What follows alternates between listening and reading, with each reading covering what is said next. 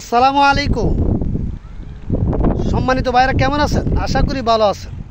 আমি একটি সূরার তরজমা বলে শেষ করে দেব ইনশাআল্লাহ। ওয়াল আসরি, আল্লাহ তাআলা সময়ের কসম খেয়ে বলতেছেন, ওয়াল আসরি, সময়ের কসম। ইন্নাল ইনসানা লাফি খুসর, নিশ্চয় সমস্ত মানুষ ক্ষতিগ্রস্তের মধ্যে রয়েছে।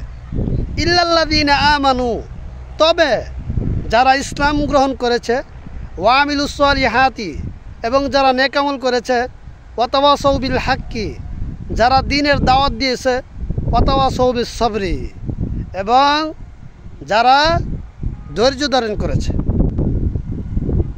ওই সমস্ত লোক সারা বাকি সমস্ত মানুষ ক্ষতিগ্রস্তের মধ্যে রয়েছে। তাহলে এই সূরার দ্বারা স্পষ্ট হয়ে গেল যেই সমস্ত মানুষ ঈমান আনছে আল্লাহর উপর, ঈমান যারা আনছে এবং নেক আমল করছে এবং দ্বীনের দাওয়াত দিয়েছে, ধৈর্য ধারণ করছে।